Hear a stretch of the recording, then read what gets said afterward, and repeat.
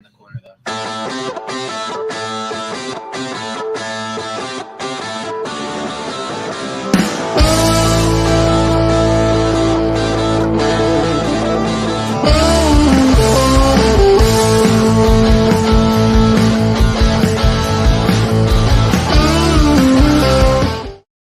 Ladies and gentlemen, it's a brand new setting here from Caesars Resort and Casino in Atlantic City, New Jersey for the Primetime Rundown episode number 59 alongside my guys Ian Schraier and Rob DeLuca in person for the first time in 59 episodes, the three of us together. I'm Joey Jarzynka. It has been way too long that the Primetime Rundown has gotten together. It's been since, I think, episode number 20, where Nick Partain and Tyler Adele, we were all together. That was pre-pandemic, but we can finally say that things are getting back to normal. Ian Schraier, how are you? Thank you so much for being here on this little journey to Atlantic City together. I can't believe we've been doing this show together for almost a year. Yeah. And it took this long. I mean, thankfully, we've all been doing the right thing during this pandemic that we were all able to come together for our first live show. It's unbelievable. Rob DeLuca. And the crazy part, folks, is that first off, it's Tuesday. And unfortunately, we did have some technical difficulties last night, which is why we're not live for Monday night. But now we're here on Tuesday. This is the first time that the two of you have met. And that is the coolest thing. Not today, obviously. Yesterday it did happen. But welcome. Welcome, and I haven't seen you in a long time before yesterday, but it's good to see you, sir. Yeah, I mean, look, it's been a challenging year, but we're here, we're happy, and we're having fun. That was the important thing. Some difficulties yesterday, but nonetheless, we're here now. Happy to bring the folks a great show, and as always, don't we just have a great show for them? We usually do. We usually do. Guys, let's keep moving forward here. The Islanders fell to Tampa Bay Lightning, and the Vegas Golden Knights were able to come away with the victory against the Montreal Canadiens were able to come away with a big victory against the Vegas Golden Knights in 6 games. Ian Schraier, what did you see in really the conference final that were really the Stanley Cup semifinals? I guess I'll start off with talking about the Islanders and just that incredible series that we saw that went 7 games, and it was just.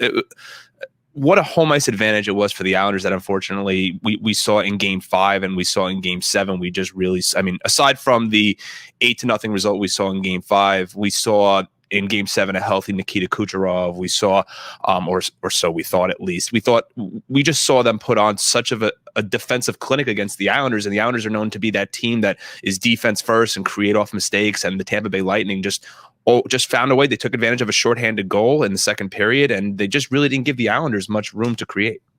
Yeah, there wasn't much, and we were also at that Game 4 as well, and we saw Game 7. It was 1-0, and that was a wacky goal. Yanni Gourde, shorthanded goal, the only shorthanded goal that the Islanders had allowed in the entire 2021 season. Really crazy stuff. Rob DeLuca, what did you see from that series? And then we'll move on to the Montreal series. What I saw from that series is that the Islanders never quit. Like, especially after Game 5, you know, a lot of teams might just roll over and die after an 8-0 loss like that. You know, it's embarrassing. You get lit up, and you didn't even look like they showed up. But to turn around, and then Game 6 started a little bleak, being down 2-0, and then seeing that comeback, it just shows the heart and soul that this team has. Is its resiliency, its perseverance. It's unbelievable what the New York Islanders were able to do. But then once again came back to Tampa for Game 7. They did not play their game. The Islanders did not play their brand of hockey. That their offense was non-existent the entire night. It was bleak. It was very bleak. It was very. They just weren't there. It was unfortunate. There was a little buzz at the end there, but unfortunately could not find the back of the net. And now Tampa Bay here in the Cup final and against Montreal, and it was an interesting one last night. Yeah, there's no doubt about it. And we saw Ian yesterday. It was a 5-1 blowout against the Montreal Canadiens. And we said this yesterday too, where maybe Montreal might come in slow because they have not really played in an American city in front of a full building. But we can't even say that because they played against Vegas, and Vegas is one of the loudest buildings in all of the National Hockey League. And we've heard many people have said previously in last series how it sounds like a library at Amalie Arena down in Tampa Bay. How did it sound yesterday? It sounded pretty good yesterday, but then again, we heard it on the TV. We weren't there, but Montreal is used to this now. They now understand what it is to play, or what it means to play in front of 18,000 faithful.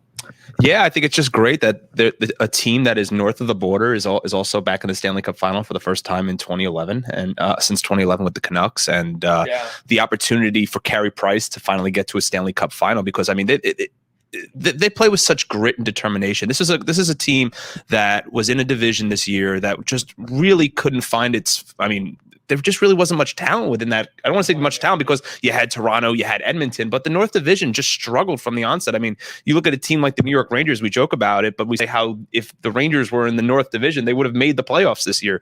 I think that's just a testament to how poor, which is the truth. Yeah, to how poor the North Division was this year. But I think it's just great to see Carey Price in the Stanley Cup final. Obviously, I think the Tampa Bay Lightning got to him pretty well in Game 1, but I'll be curious to see how they bounce back in Game 2. I think it's going to be very interesting, and I think considering the way we saw how Game 1 occurred in Vegas, with Vegas just dominating Montreal in Game 1, it'll be very interesting to see how the Canadiens respond in Game 2. Keep in mind, we also saw with Vegas Game 2 of last series, where I did bring up, and again, I'm not trying to pat myself on the back here, but we did say that Vegas was going to absolutely destroy and dominate Montreal in Game number 1.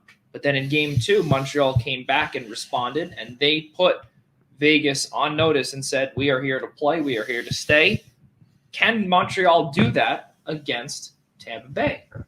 That's the interesting question, because when you see Tampa Bay, they are really another animal. They really are a special team right now, looking for that repeat. And they made a statement last night, but Montreal has responded before. They responded against Vegas. They could easily respond tomorrow night. And honestly, I think it's going to be interesting to see whether or not that if that'll reign true again, because Montreal kind of needs it, because they need to keep Amalie Arena down to the library that it is, and get the energy completely out of the building. They got to score first. If they score first, the place sounds like church. So nonetheless, that's what they got to do, is take whatever kind of crowd noise Tampa Bay has out of the building and get home in a tie series to what will hopefully be an increased limited capacity at the Bell Center. And we can't say at the same time either that Montreal doesn't have experience playing against teams that know how to put the puck in the back of the net. Granted, we saw what happened against Vegas in Game 1 is also what has now happened against Tampa Bay in Game 1, and probably also from just a lack of experience of playing in a conference final or a Stanley Cup semifinal or in the Stanley Cup final. But look, they got past Toronto. Coming back from a 3-1 deficit, they getting past guys like Matthews and Tavares and Marner and Nylander, and then you look at Winnipeg, and then you look at Vegas, and you look at guys like Marchessault and Tuck and Pietrangelo, and now you got the same thing with an experienced team like Tampa. Right. That's why I just think Game 2 is just so crucial. I don't think it should really serve as intimidating to them, because they've gotten past teams that are so offensively well-rounded. Right. So there's no reason to think that maybe they can't respond in Game 2. Well, the difference also is between the teams that they have gone on to face, being Toronto, between Vegas, between Winnipeg, is that you also have 2 out of those 3 teams are not really experienced. You now have in the Stanley Cup final a team that just came off of a very difficult bubble in Tampa Bay, where the New York Islanders took them to 6 games last year. They also came back, took down Columbus in the bubble as well, following a very, very difficult 2 years ago when they were swept by Columbus and Sergei Bobrovsky and Artemi Panarin and the rest of that crew. And now this team is on a vengeance to make themselves a dynasty, and they are very close to doing so if Montreal cannot do anything in response to that 5-1 victory yesterday. We continuously hear about $16 million over the cap, etc. Do we believe, fellas, and this is something obviously off script here, that do we see that being a problem in terms of maybe an asterisk on the Stanley Cup, that $16 million is, a little high over the cap, or because it's an unwritten rule, it'll just be going in as, we're going to sweep it under the rug. Yeah, I think this is good. It's going to be interesting to say the least. You have $100 million on the ice in an $82 million cap.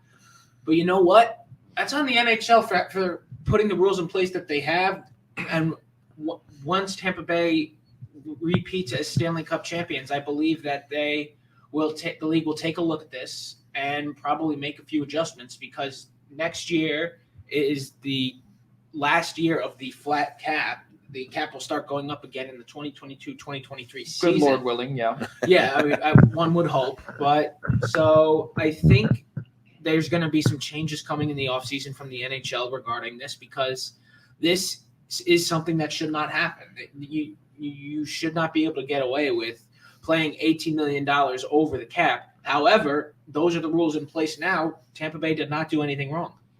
Yeah, it's tough, and we continuously hear. We've heard it from Dougie Hamilton. We didn't hear it from any of the New York Islanders. We didn't hear it from the Florida Panthers. We didn't hear it from them at all about that. Like I said, we did hear it from Carolina about that, about the $16 to $18 million cap overage and anything along those lines. It's extremely tough, and now people are going to try, and teams are going to try and overcome that little unwritten rule that Tampa Bay has, I think, unintentionally taken advantage of. I don't think that it was intentional, honestly, this whole thing. But then again, there's some reports and rumors out there that maybe Nikita Kucherov was not injured down the stretch. We don't know. We honestly we'll never know. But then all of a sudden, in Game 6 against the New York Islanders, he goes down in, I think, 43 seconds into his shift, or into the period rather, and he's gone for the whole game. And then he comes back out Game 7, and he was completely okay from what it looked like. And then yesterday he scored a goal. He had an assist. I mean, we'll see what happens. Ian, who's the X factor of this series, do you believe?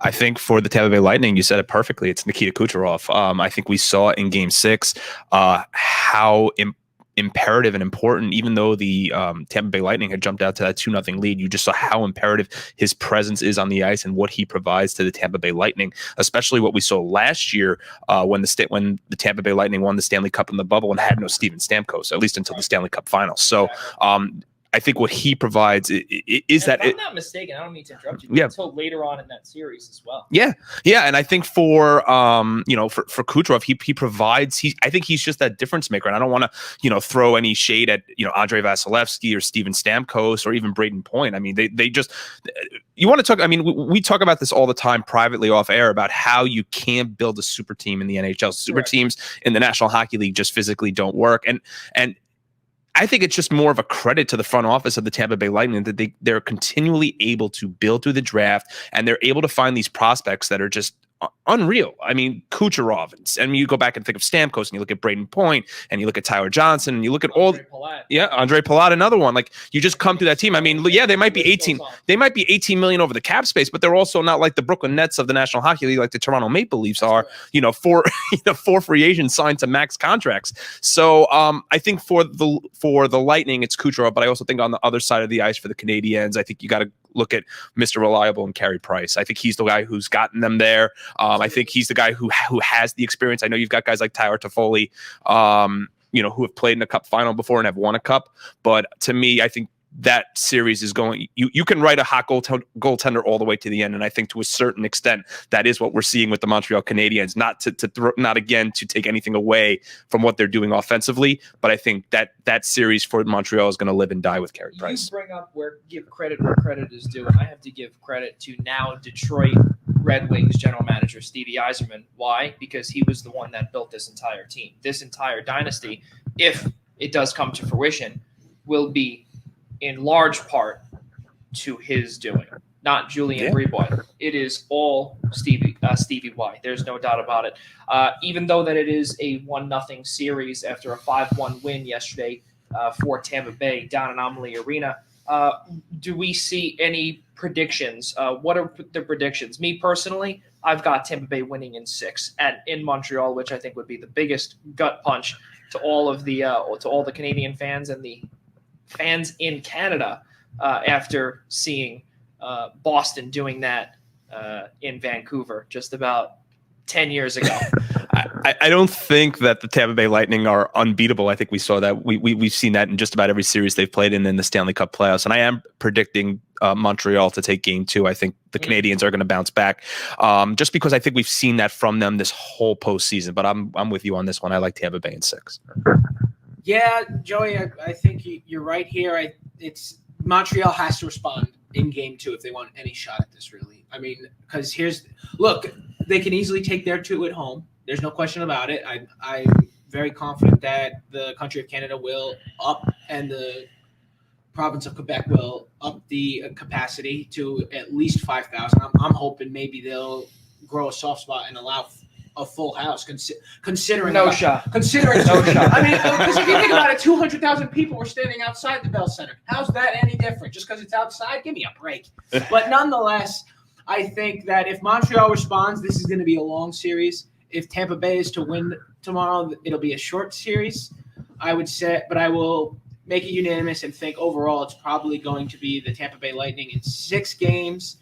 And Braden Point will win the Conn Smythe Trophy as the playoff MVP. Carey Price will still have serious consideration regardless for it, even though he will be on the losing side of it. I'll tell you this. I do believe that game number 3, regardless of who wins tomorrow or whoever loses tomorrow, Tampa Bay will win that. Why? Because this year in game 3s, not in their building, they've won, I believe, all of them.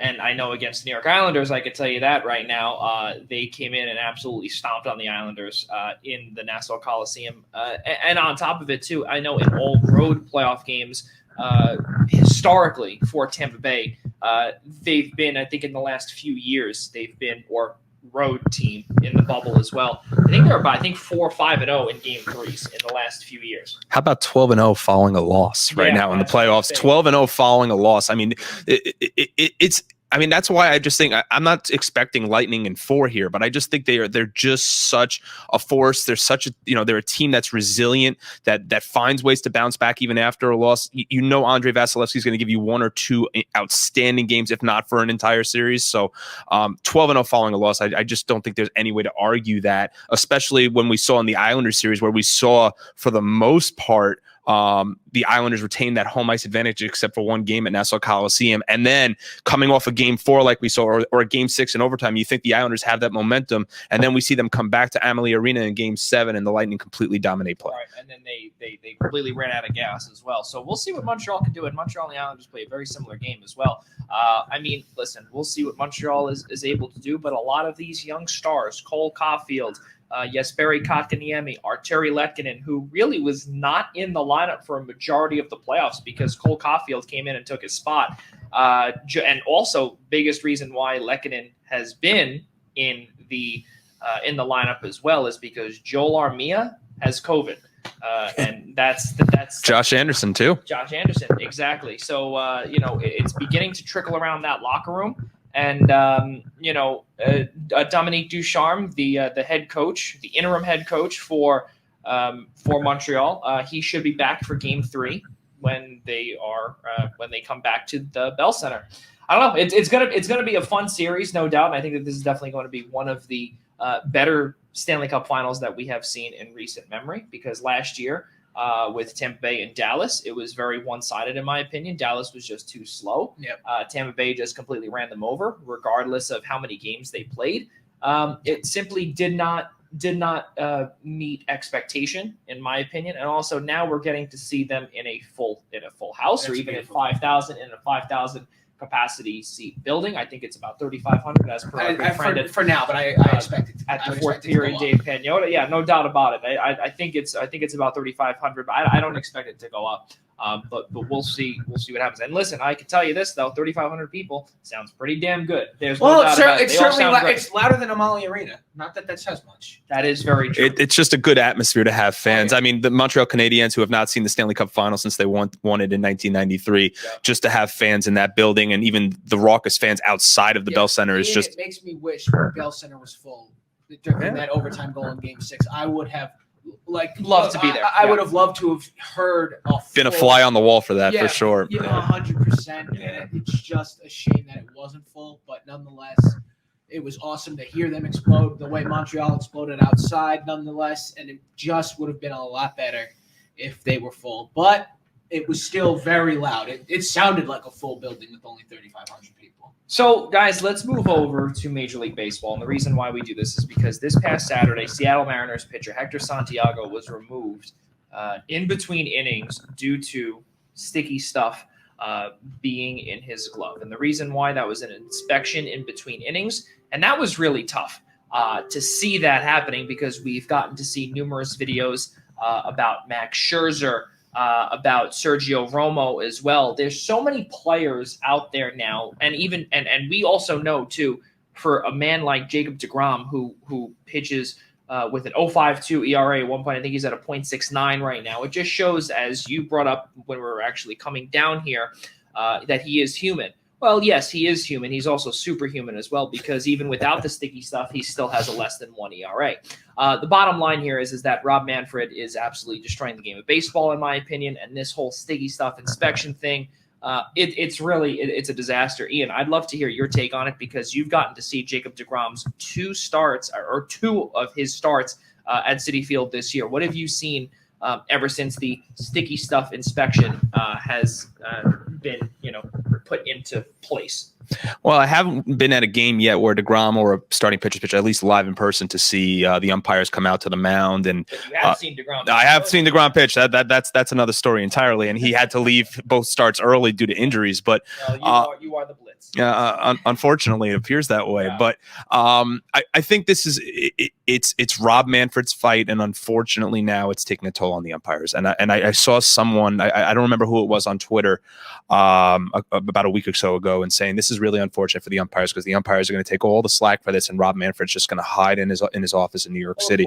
And I, we discussed this on the show with Mike Szabo and Nick Diamantis. Rob and I did a week ago about the reaction regarding the spider tack and regarding the sticky substances, if that's what you want to call it, that pitchers were using, and we saw it supposedly Tyler Glass now using it kind of acting out to say that this is the reason now he has a partially torn UCL that might require Tommy John surgery. I'd like to just get a little more background, I guess, from the league, from Rob Manfred, to understand why they feel that these kind of substances that they're using, like it goes back even so many years back when we had the issue with, I think it was Michael Pineda, right? And I think Michael Pineda was also suspended for a full season because of certain, illegal substances. Right. I mean, like something like Tyler Glass now saying is like, look, what am I supposed to do when I go out to the mound every fifth day and I pitch in Tampa? Granted, they pitch in a indoor stadium, but you anywhere else in the country where in the middle of July and August it's 95 degrees, 95, it feels like 100, and he's got to put sunscreen on. What is he supposed to do? Not apply sunscreen to himself, or try to wipe his hands in such a way? I mean, just sometimes you can, I'm curious to find out and get more background information about whether or not this really plays that much of an effect on the ball. I'm not trying to say it's the same as a corked bat or using steroids, or it gives pitchers that advantage. I know that that Major League Baseball does not want another go around of what we saw with the Houston Astros, and to see it happen league wide. But I would like to just get a little more of an idea on what, I'm not saying that maybe it doesn't, but at the same time, like it's saying, oh, spin rate is up, so it has to be because they use these substances. I would just like to see a little more validity to it. Yeah, baseball is becoming the joke of the sports world right now. It's a really unfortunate thing to see. Rob Manfred should be ashamed of himself. He's the worst commissioner sports has ever seen. I have never seen someone run a sport so poorly. It is really disappointing to see, because what grinds your gears, Rob DeLuca? Go ahead, say it. Essentially, Rob Manfred does. I mean, and I think he grinds every baseball fan's gears at this point. Like, there's no purpose to any of this. I get we're trying to keep the game clean, but at this point, now we're seeing pitchers get hurt out there because they're having to grip the ball differently. They're having to throw differently. I mean, look, it certainly seems like some starting pitchers are looking very human these days. Some of the elite guys, since the sticky stuff investigations have started. But was it really making that big of a difference? I don't know, because I'm not out there. I'm not in baseball, so I can't say that. But what I can say is that all this is doing is making the sport laughable. It is a waste. I mean, I get it's not slowing the game down because they're doing it in between innings, but why? Why are we doing this? No, you see, that's the thing. It is slowing the game down. That's the whole thing. It is slowing the game down because when you eject somebody and it takes longer than your 2 minutes and 30 seconds of television timeout and in between a pitcher's warm-up, Rob Manfred's whole goal when Bud Selig retired and obviously is now gone, may he rest in peace. Let's be honest here. It's a disgrace because it makes no sense. He wanted to come in and he wanted to slow the game down. He didn't slow the game down. He didn't slow the game down whatsoever. Did he? Or did he not? I'm going to make a point here that more favors the players here in this point, and this also goes back to the whole Tyler Glasnow situation, is we have to understand one thing about pitchers in Major League Baseball. I mean, these guys throw anywhere upwards between 90 and 100, maybe more. If you're Jacob deGrom, you're throwing 101, 102. But these are very violent actions that players and pitchers are putting on their arms, on their shoulders. And this is why we see Tommy John surgeries are up. This is why we just see injuries are up. And Tyler Glasnow, and I'm pretty sure I'm using a direct quote here, is that if they can't put anything on the ball, whether that be dirt, rosin, anything, just to try to get a better grip of the ball, it basically feels like you're throwing a rock up there. And keep in mind now, you're asking these pitchers to throw it with nothing to use to kind of soften up the ball and to make it a little bit easier to grip for them, and still throw the ball that hard and not expect anything to happen to them as a result of that. Let's wait until a batter gets drilled with a 100-mile-an-hour fastball because the pitcher has no grip, loses control of the pitch, and it hits them, and they're hurt. And it clearly wouldn't be intentional, but that is eventually going to happen, and then we'll see where that goes from there, because it'll probably lead to nothing, because that's the way Rob Manfred loves to run things, and just ignore things and hide out in his little office. Hopefully, someone. Well, it's happened to Tyler Glasnow. Yeah. What happens when it happens to Jacob deGrom? What happens when it happens to Walker Buehler? What happens when it happens to any elite pitcher right now in Major League Baseball? What if Tyler Glasnow is just the first domino? Because I agree with him. I think you have to remember, this isn't like softball where you're not putting as much pressure on your arm because you're throwing fast pitch. You're throwing fast pitch, right? Elbow here. Yeah, you're putting a lot of stress on these muscles and tendons that when you're throwing with such velocity have such a possibility of snapping. Yeah, and something that the pitchers have been doing for years. And I'm not saying that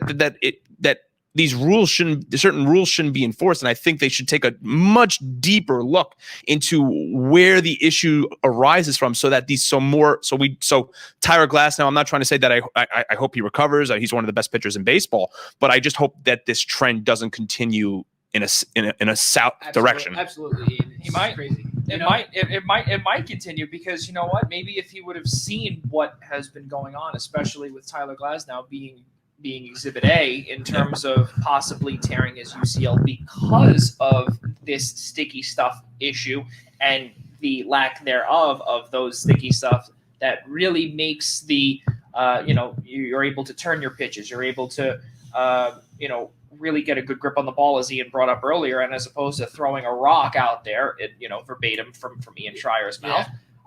It's really unfortunate how there has not been any action taken following the initial action that was caused there by Rob Manfred and really all of Major League Baseball as a whole, because really the upper echelon of that office has really disappointed most of the older fans as well, and even some of the younger fans too. And we've brought this up a few times too. And I remember, months ago we've brought this up on our show, is that baseball as a sport is dying. It is, and in terms of, unfortunately, and the way that the game they Rob Manfred is accelerating the death of this sport, and it's really sad to see. And players are not stronger than the sun either. That's what Glasnow liked to use. He liked to use a little sunscreen with his grip. Sunscreen isn't really even that sticky of a substance. I use it every time I go to the beach. All right, so it's a little sticky, but it's not like spider tack. Like, I get the point. Like things like spider tack, where if you hold your hand out like this and the ball isn't falling off your hand, that's different. Like, are they accusing them of throwing a spitball at this point? Yeah, And is that even in the rules that you can't throw that? Like, well, no, it is, but I don't understand like what, you know, and we can keep going at this ad nauseum in terms of like why. Baseball. Why this keeps happening to the sport of baseball? When players start getting severe sunburn because they can't put on sunscreen, we'll see where that goes from here. Well, let's not even talk about sunscreen or anything along those lines in terms of heat stroke, because yesterday we got to see Dylan Bundy have a little bit of regurgitation on the mound. Let's play that video, and that was some bad stuff. Take a peek. Well, you talked about the weather when you came back from break, Jose. 90 degrees. At game time. Yeah, we can't say dry heat there. I think there's something going on. He's getting sick. Well, you got to see that, and it was really tough to see Dylan Bundy go through a little bit of, let's call it, secondhand lunch, if you will. Really, really tough stuff. No, and if you think about it, too, let's be honest here. Out here in Atlantic City, it's about 85 degrees, but back home in New York, it's a heat advisory, about 97. I know today on Tuesday afternoon, it's going to be about a 97 and a feel of about 106 or something like that. It happens to people. And then we speak about certain things like that as well in terms of slowing the game down. Obviously, you can't control that. That things like that you cannot control. But it's just unfortunate how we're starting to see certain players react to different things. Obviously, we're all human. Ian, you brought up about people being superhuman, and the reason why we wanted to bring up this video, obviously, is because of that. But it was a perfect segue into the superhuman aspect, or to the human aspect, where we spoke about Jacob deGrom, obviously, earlier. Now with a .69 ERA, he got inspected a few times, right? And people are human. Jacob deGrom is human. His ERA is still under 1 without sticky stuff. Talk about his performance really since then. What can I say? I mean, the guy, his age continues to go. I mean, you're supposed to regress with age. Jacob deGrom. Jacob deGrom is the antithesis of that. I mean, when he came up, I mean, he threw in the low to mid 90s, and now he's topping out at triple digits. I mean, actually at his MLB debut, by the way, against the Yankees. Were you? So there's a little history lesson for you, but it's indescribable what he does on the mound every day. The fact that I mean, I think I forgot what series it was recently. I believe it was the Cubs series, actually. One of the games that I was at, where Jacob deGrom was scheduled to throw against Kyle Hendricks, the ace of the Chicago Cubs. And the Cubs, and obviously they're not going to say this, but the Cubs ran out basically a spot starter against Jacob deGrom, as not in theory to waste a start by the Cubs' own ace, because it's become almost unreal at this point to think that we're not going to start our best pitcher against Jacob deGrom because we just think we're going to lose. And the Mets probably have not had that in 30 plus years since Doc Gooden. And obviously when you go back to the 60s and think of the Seaver era, it was a totally different time of baseball. But you think about 30 something years ago with Doc Gooden, striking out double digit, players, double digit hitters every game. But no, there's no words for me to summarize, what Jacob deGrom is doing out there on the mound. The man is making history, and it's just so much fun to watch. Cy Young locked up. Done. Locked up. But the whole thing, though, is that now we're beginning to see also how Jacob deGrom and really the New York Mets are able to give him run support. Finally. Yeah, finally. Hey, not only the Cy Young, the batting title. Batting titles for Brett too. So I mean, 8 years. Look, I'm going to give a lot of credit to Fernando Tatis. I mean, I'm not thrilled with his on base percentage, but obviously that's not why Tatis is batting where he is for the San Diego Padres. But you had to respect him coming out at a press conference, I think it was last week, and saying that, like, look, what I'm doing with the bat is fantastic, but what Jacob deGrom is doing is MVP worthy. And the idea that the Mets can potentially, that Jacob deGrom can not only have the Cy Young locked up, but at this point, at this rate, also have the NL MVP locked up is there's no way, there's no other way to put it. There could be the rate he's going. Jacob deGrom could end up with his own reward if this keeps up. Especially if he breaks the ERA record. If he breaks the ERA record, they could make an award that just says whoever has the lowest ERA on the season wins. It's the Jacob deGrom Award. Well, I mean, that award belonged to Bob Gibson for so long, and I think, and I believe I was looking with a friend at the numbers that Jacob deGrom would have to put up in order for him to lose out on the single season ERA record, and it's something astronomical. Like it's something, and I think the record is 1.5, I believe, 1.50. 1.5. Something like that by Bob Gibson. Crazy. So I mean, unless you want to go back, he's to got about 1890s, 1910s when people had below 1 ERAs when nobody cared. I mean, he's got 2 or 3 more starts left before the All-Star break. One of those starts is going to come against the Pittsburgh Pirates, so look out for a no-hitter watch that day. I mean, it seems like in baseball, the guys who don't throw the no-hitters or the perfect games are the ace starters, especially somebody like Jacob deGrom, when you think every 5th day that he's going to go out there and potentially throw one. And, but guys like, Dylan Bundy or Carlos Rodon or whoever it might be come out and throw no hitters like it's nothing. So look, what DeGrom is doing, and I'll reiterate it again, it's just it defies logic.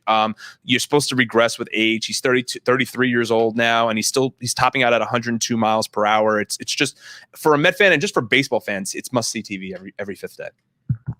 Heading into the NFL now, looking, because the two of you are Giants fans, and I can't believe we're saying this. We are in Eagles country because we are in South Jersey. Okay, I'll deny that. That is 100% the case because I'll deny that. You are in Eagles country because you are in South Jersey, and Atlantic City does run right across to Philadelphia. We're only about 45 minutes away from there, so we are in Eagles country. But fake news. because yes, even though with Trump Plaza demolished right next door, yes.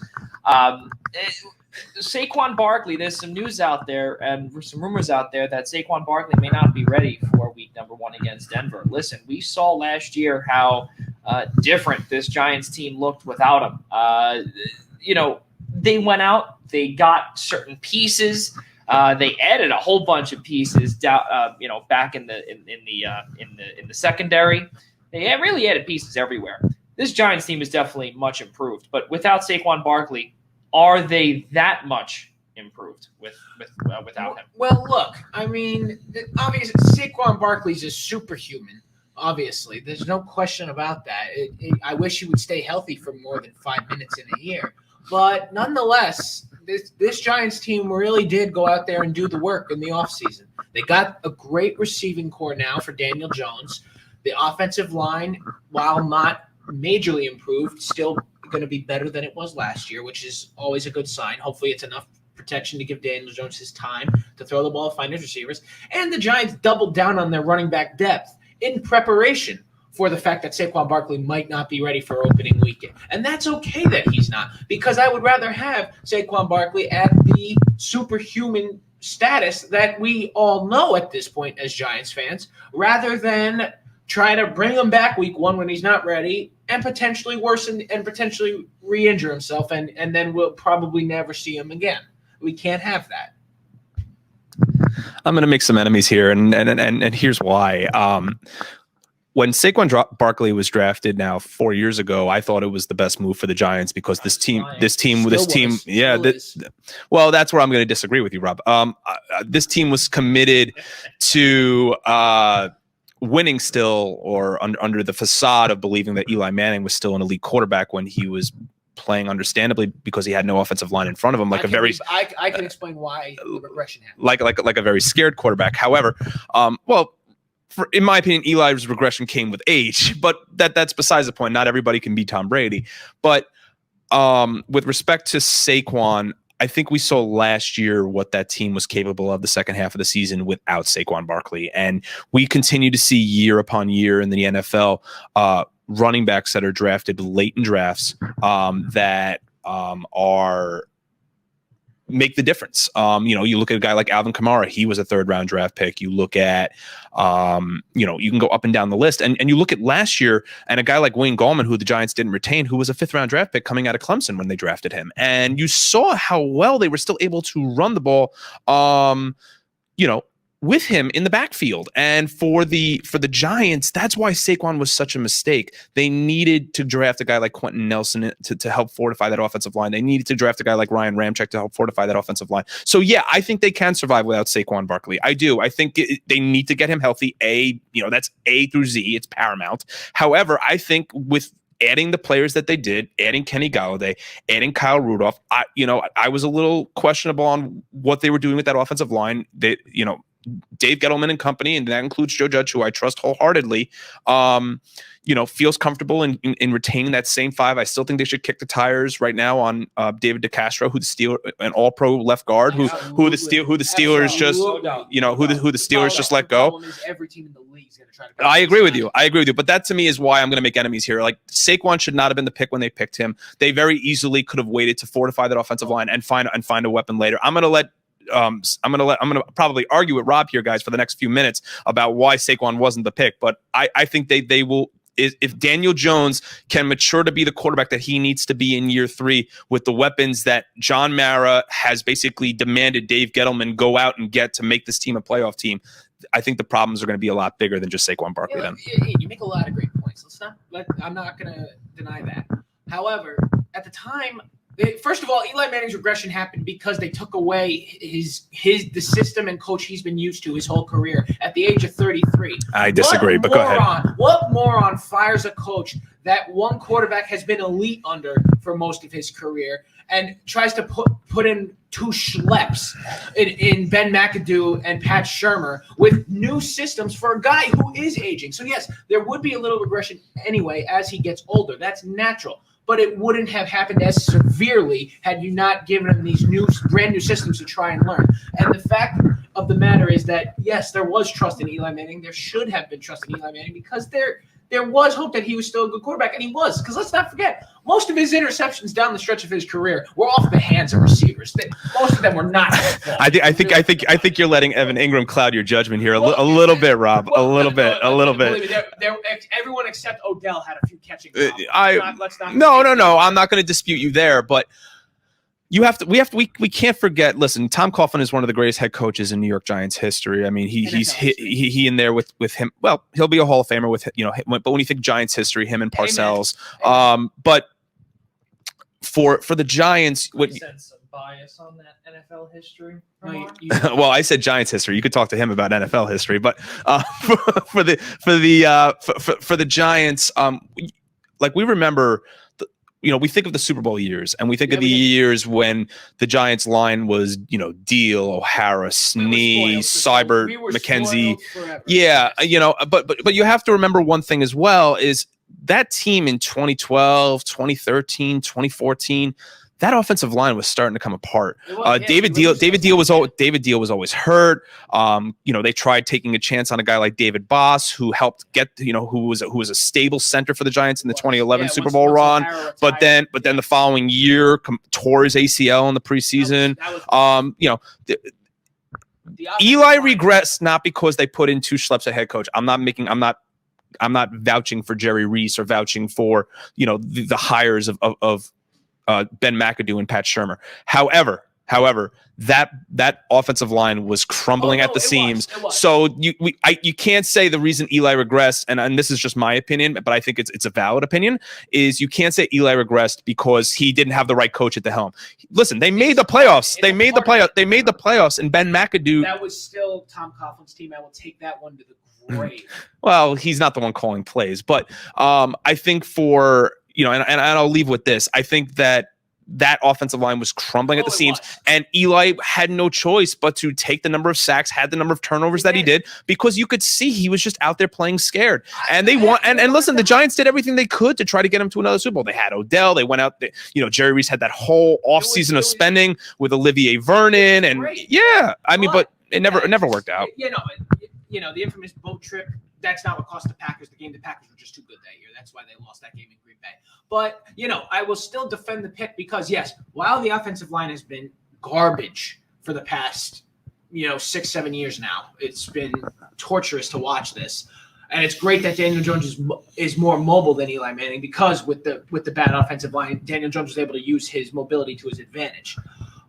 But the Giants' running game was also abysmal. That Rashad Jennings, big whoop, and then that was a big David Wilson, unfortunately for David Wilson, he got hurt. Wilson was good, but he was better on. If you ask me personally, he was better on special teams. He also had a near life-threatening back injury. Of course, no.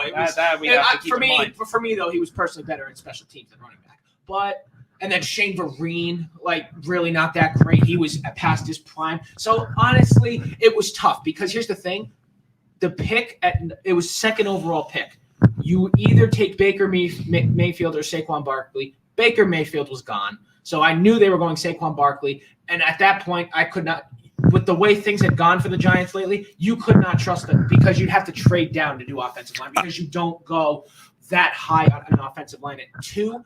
So they would have had to trade back. And honestly, the way Giants leadership has been, can we really trust them to execute a trade properly for that? I would say no. That's why Saquon Barkley was the right pick. I don't disagree just because Quentin Nelson went at 4 and he was mocked to the Giants several times. But I think you mentioned a couple, some names like Rashad Jennings, and I also remember Andre Williams was another one when they drafted him out of Boston College. And you're right, but I don't care if they had Derrick Henry back there. I don't care if they had Walter Payton back there.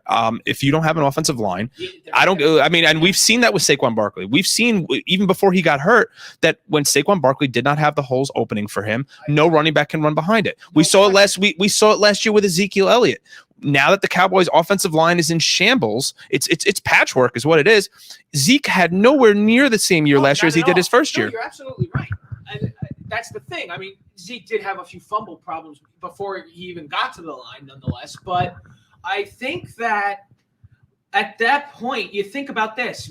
They draft Quentin Nelson, so maybe the line gets a little bit better because remember, he's only one guy. He only covers one position. A lot better. But the running game would probably still be as weak because they don't have Saquon Barkley.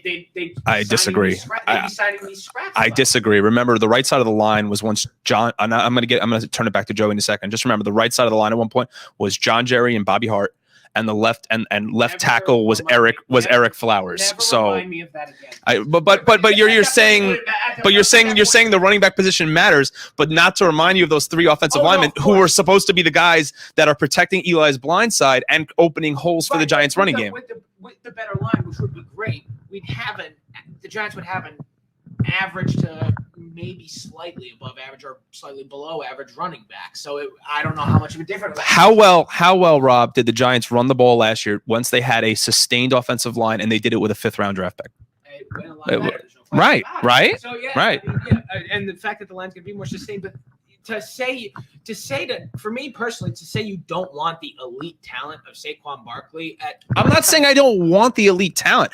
The whole idea when you're building a professional football team the right way is you build the foundation of your team. You build the offensive line, the defensive line, and even your secondary, your linebackers. You don't take skill players until your team is ready to compete. The unfortunate situation was that John Mara and company was under the facade that Eli Manning was still a winning quarterback with no offensive line. And I don't care who you are, the Giants weren't there yet. And the Giants and John Mara and this is a lot on John Mara, refused to believe that. And that is what has cost the Giants the last. They also refused to spend money out in the free agency pools, which well, they had no money. There was so much dead cap. There was a lot of. You're right. No, at the point, there was no money to sign anybody. There's also no cap in football. You can't tell me. Well, no, there's a cap in football. Do you know how much money they threw away through the Odell Beckham trade for 2 years? We have to realize something. This year, because we brought up the flat cap earlier in the show, in hockey, there also is a hard cap in the NFL. And in the NFL this year, what is the hard cap this year? $180 million. Yeah, we love the cap numbers. We always have special shows about the salary cap and about the expansions and about the free agency frenzies and the trade deadlines in every single league. Okay, the bottom line here is that it costs a lot of money to do all of this. And just like how you were talking about how there is no cap. Well, that's dead wrong, sir. There is a cap. You just never reach it. But keep it. See, that's the thing. You do though. Keep in mind, they do especially the New York Football Giants. I have to be the first one to tell you, as an Eagles fan here, is that The New York Giants, years ago, when Dave Gettleman took over, the dead cap was astronomically high because you had to trade away Odell Beckham Jr., Olivier Vernon as well. So those two guys had to get out of the locker room because they were both locker room toxicities or cancers, if you will. And now you're beginning to reform that. That's the part where I have to agree with Ian, where yes, at that point, if there was someone better down, even though at number, what pick was Saquon taken at? I think it was number two. You have to take an offensive lineman right then and there, especially when your offensive line is in shambles. I look back to what Tampa Bay did last year, where they took, Tristan Wirfs? Yes. Okay? Yep. And right then and there, you knew just from a couple of years prior to Tom Brady arriving there, their offensive line in certain pieces were decent, right? They were decent with Jameis Winston there and whatnot, but they also had some guys that were fairly older guys that came from New Orleans that protected Drew Brees, and then they were going to come over and make a little bit more money and protect there. But what do you have to do? You have to sign the offensive line. You're right. And on top of it, too, again, I hate to say it, we are in Eagles country.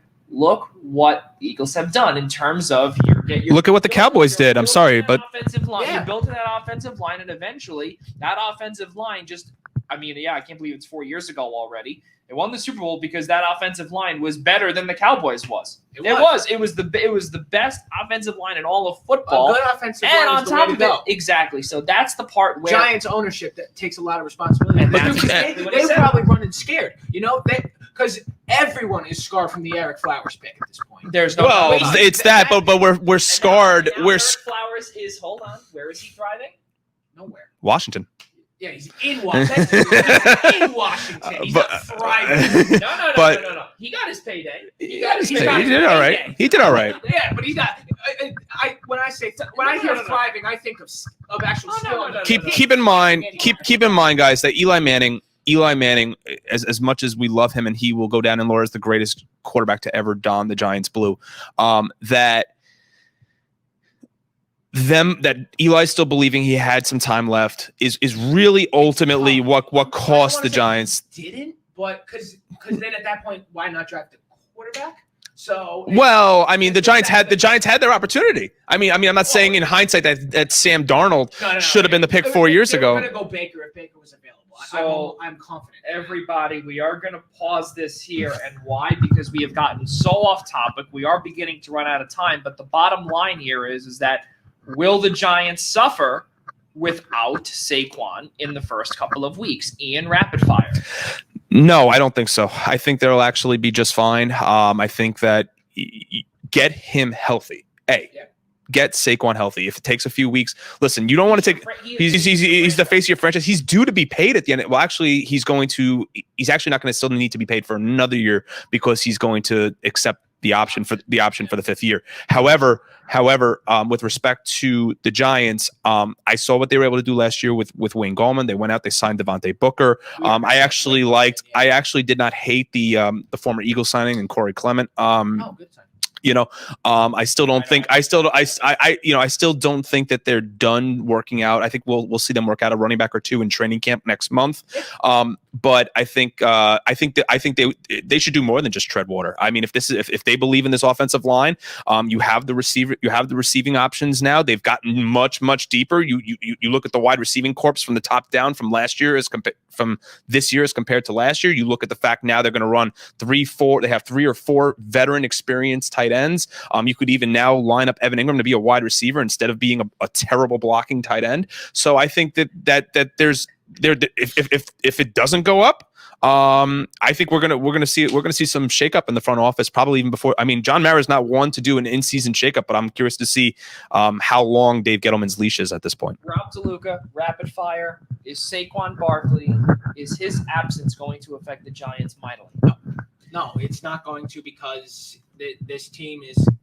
Because they played without him last year. They're used to not having him back there. Essentially, they're used to having him back there, not back there at this point, which is a little scary to say the least. But the Giants have made the necessary moves that they need to make, and they will. The schedule's not easy either. Like these first couple games are a little killer for the Giants. You got Denver, then you got to go to Washington. You got to come back, play Atlanta. who you never know what Atlanta's going to be, really. So the first 3 games could really go any number of ways between 0-3 and 3-0. It really could end up anywhere in there. And ideally, the Giants would like to be 2-1. I realistically see, as long as the Giants have a win in there, then they are in okay shape for the first 3 games. And I don't think Saquon Barkley being gone will make a difference. Guys, let's get to our sports updates in the NHL. Ryan Nugent-Hopkins and the Edmonton Oilers have agreed to a brand new 8-year, $41 million deal that will take his contract all the way up until 2029.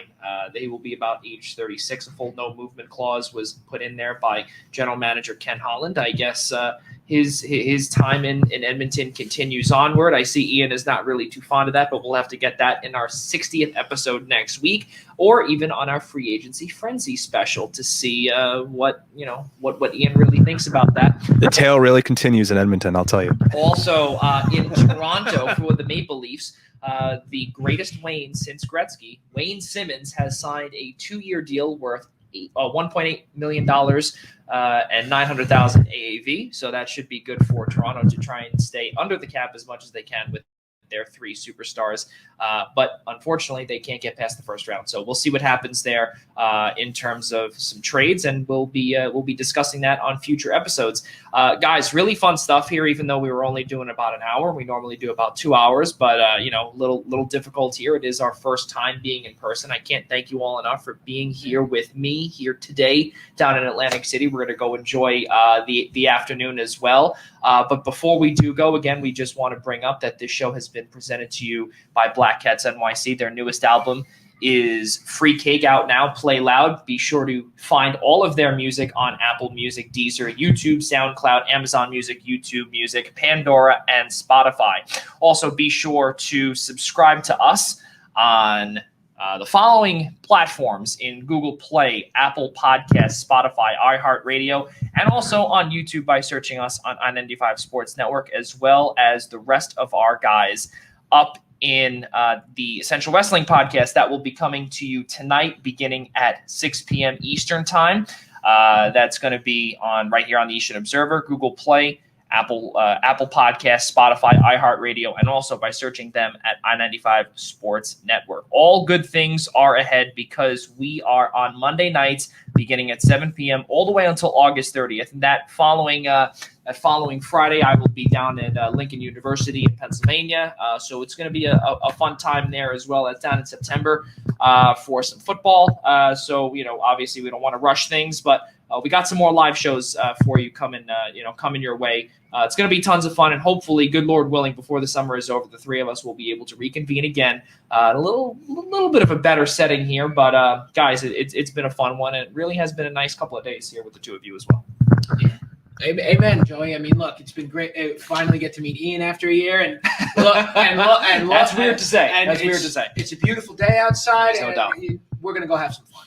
There's no doubt about it. Well, ladies and gentlemen, we really do appreciate everything. Ian Schraier, Rob DeLuca, for myself, Joey Jarzynka, for all of us at the Eastern Observer, as well as the Blackjack Media Group as a whole. We'll see you next time.